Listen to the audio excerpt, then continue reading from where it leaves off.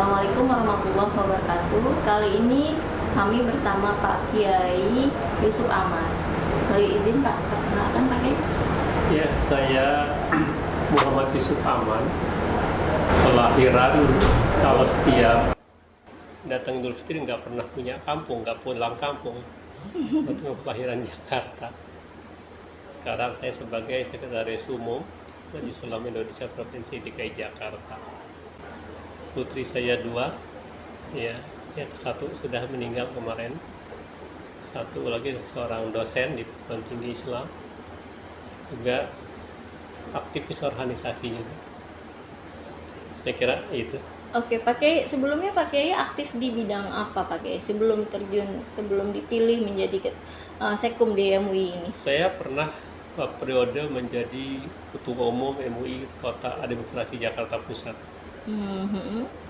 Dan sebelum itu saya memang hobi organisasi. Dulu ketika masih belum nikah, masih remaja, saya masuk Gerakan Pemuda Ansor. Terus karir saya sampai tingkat pucuk pimpinan, sampai tingkat nasional zaman almarhum Slamet Effendi Yusuf. Hasil kongres di ujung pandang saya masuk ngurus DPP Gerakan Pemuda Ansor. Dan sekarang saya juga masih mustasar Nahdlatul Ulama tingkat Jakarta Pusat. Sebelumnya saya diwakil Rais Suriah NU Provinsi DKI Jakarta. Itu segudang aktivitas, berarti makan waktu juga Pak Kiai ya? Iya, karena itu saya hobi, jadi sesuatu yang harus saya nikmati gitu. Dan menurut saya organisasi akan melahirkan seorang yang bermanfaat dan besar gitu. Jadi kitanya jangan sombong, wah saya ini menghidupkan organisasi. Tidak, organisasi lah yang melahirkan orang-orang top. Berarti dari cikal bakalnya dari mahasiswa jadi di GP Ansor-nya gitu? GP Ansor, Gerakan Pemuda Ansor gitu. langsung. Dari Ansor saya langsung ke NU. Dan pernah di KNPI jadi wakil sekretaris KNPI Jakarta Pusat. Pak Kiai, saya ada lebih ke tugas pertanyaan untuk Pak Kiai hari ini adalah menjaga Indonesia dengan Islam rahmatan lil alamin. Pak Kiai setuju nggak sih kejadian kemarin itu yang menimpa di saat mahasiswa lagi demo, ada sosok dosen lah yang dianiaya atau jadi sasaran gitu karena tweetannya dia atau capture-nya dia masalah tentang agama gitu Pak Kiai, dan dia menyampaikan kalau kekerasan itu berasal dari mayoritas dari kalangan kaum Islam. Pak Kiai setuju Pak Kiai dengan pernyataan dia Pak Kiai? Saya banyakkan yang nggak setuju dengan statement Ade Armando. Karena jangan selalu dikaitkan dengan umat Islam dan Islam. Islam itu adalah aslama yuslimu islaman, selamat dan harus menyelamatkan pihak lain. Jadi sesuatu yang kontraproduktif ya, kalau selalu itu dialamatkan kepada umat Islam. Tidak, ada satu kaidah fikih dalam Islam itu, darul mafasid muqaddamun ala jalbil masalih. Menolak kerusakan didahulukan ketimbang mendatangkan kebaikan. Sebagai ilustrasi gini,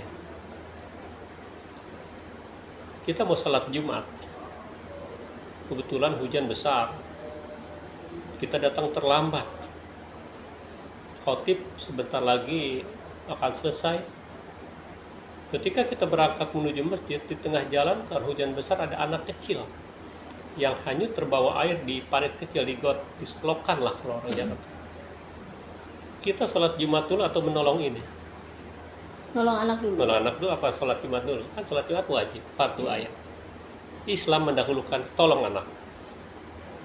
Itu darul mafasid muqaddam alal jalbil basar. Menolak kerusakan didahulukan ketimbang mendatangkan kebaikan. Anda kan kesana buat kebaikan pribadi. Ini nyawa orang lain. Singkirkan artinya tunda itu, dahulukan, menolong, kerusak. Nah, kalau orang yang fanatisme, kalau orang yang pemahamannya tidak begitu luas, nggak bisa dong. Ini kan fardu ain. Sebentar lagi saya. Tapi ternyata ini lebih mahal lagi. Karena dalam maqasid syar'iyah itu tujuan-tujuan beragama diantaranya hifzun nasl, hifzuddin, hifzul nafas gitu. Jaga diri itu diutamakan gitu. Didahulukan seperti itu. Itu omongan juga harus dikontrol.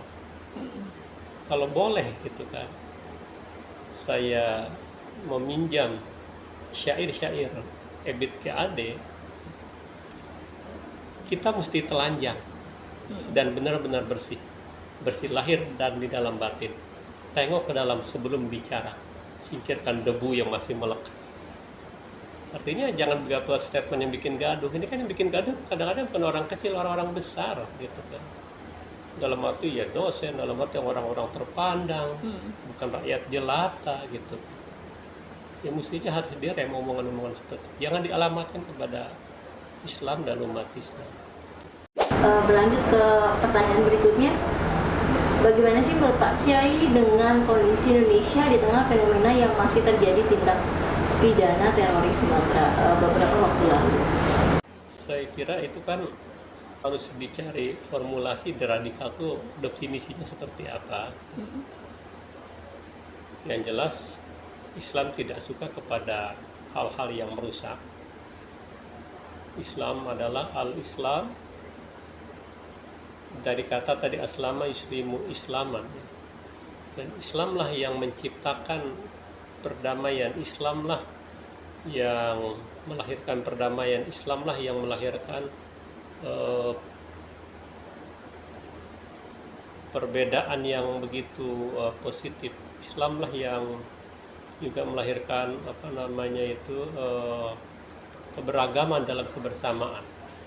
Karena Allah berfirman, ya ayuhanas inna khalaqnakum min dzakari wa untha wa ja'alnakum syu'uban wa qabaila lita'arafu. Kami sudah ciptakan manusia laki-laki, perempuan, ya, berbangsa-bangsa, bersuku-suku. Untuk apa? Lita'arafu, kenal mengenal. Jadi ayat ini menolak anggapan tadi yang sedikit-sedikit dialamatkan kalau kekerasan Islam. Iya. Tidak, Islam tidak mengajarkan itu. Itu bukan, jangan dikaitkan dengan agama tertentu lah. Yes. Oke Pak. Ke pertanyaan berikutnya, sepakatkah Pak Kiai tentang anarkis dengan membawa identitas agama Islam? Tadi saya bilang, Islam itu tidak anarkis. Tapi kebanyakan di lapangan itu terorisme atau sekelompok teroris itu menyatakan dirinya tuh Islam dengan dia pakaiannya secara Islami, dengan keluarganya pun secara Islami, seperti kayak bom pengantin yang belum lama ini terjadi. Itu bagaimana sih Pak? Itu karena pemahaman agamanya yang keliru. Jihad itu adalah kesungguhan kita bagaimana mengangkat harkat umat. Itu bagian dari jihad. Jihad tidak selalu identik dengan perang. Jihad tidak selalu identik dengan kekerasan. Ya. MUI sudah memberikan fatwa jihad itu wajib, gitu. Tapi jihad yang dalam rangka mengangkat harkat umat Islam. Jihad yang bagaimana menjaga eksistensi umat Islam. Jihad bagaimana mengangkat pemberdayaan ekonomi umat. Itu bagian dari jihad. Jadi saya nggak setuju kalau sedikit-sedikit dialamatkan itu adalah Islam, itu adalah Islam. Tidak, agama manapun nggak ada mengajarkan kerusakan, nggak bisa. Jadi itu tadi pemahamannya yang harus diluruskan untuk itu. Bagaimana menanggapi hal itu Pak Kiai untuk memberitahu yang lain kalau memang Islam itu rahmatan lil alamin, Islam itu mengajarkan kepada kesejukan, ketenangan gitu Pak Kiai. Kita masing-masing pengurus MUI khususnya ini punya binaan umat masing-masing. Apakah majelis taklim, apakah melalui podcast, apakah melalui Lailatul Ijtima, apakah melalui itu pembinaan orientasi dan sebagainya itu. Di situ kita ketengahkan Islam yang rahmatan lil alamin, Islam yang sejuk, Islam yang tidak boleh mengganggu pihak lain, ya. Tapi juga pihak lain jangan mengganggu Islam, gitu, ya. Kita bersama-sama lah, karena Islam yang saya katakan tadi, Islam yang melahirkan toleransi. Jadi jangan lagi dikatakan Islam intoleran, justru kita yang menciptakan toleransi. Ya Yohanes tadi, inna khalaqnakum min dzakari wa untha wa ja'alnakum syu'uban wa qabaila lita'arafu, itu toleransi. Jadi memang udah suratan Allah ya. Suratan Allah. Dan juga sudah ditakdirkan kita ini beragam di Indonesia, beragam. Ya, kita beragam. Tapi itu tadi, kita bersyukur.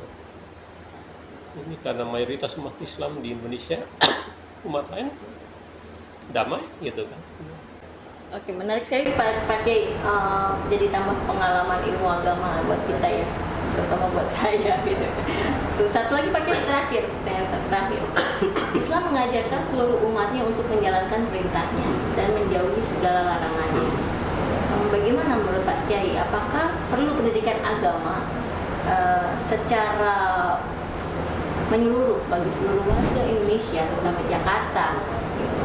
bukan hanya sebatas di kalangan pendidikan saja, tapi di kalangan masyarakat. Perlukah seperti hal itu Pak Kiai? Sangat perlu, karena pendidikan agama subsistem pendidikan nasional. Artinya mafhum mukhalafahnya, pendidikan nasional tidak akan pernah berhasil bila tidak diimbangi dengan pendidikan agama. Dulu zaman saya SD, itu pendidikan agama lain, budi pekerti lain lagi, ya. Dan betul-betul sekolah maju, madrasah maju saat itu, gitu kan.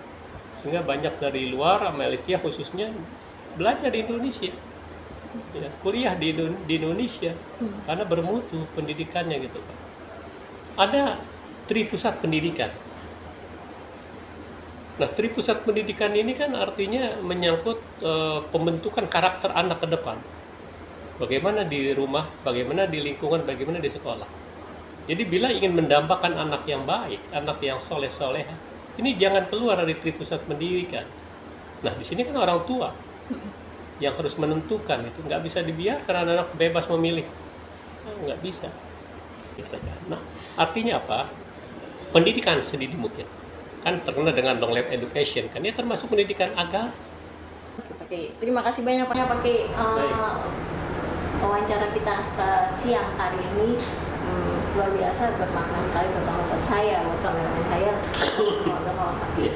Jadi intinya adalah Islam itu memang Islam agama yang sejuk ya Pak Kiai, ya, agama rahmatan lil alamin. Jadi radikalisme itu bukan hanya dari agama Islam. Iya, yang dari agama mana pun tidak mengajarkan kekerasan. Jadi setiap agama mengajarkan adalah kedamaian.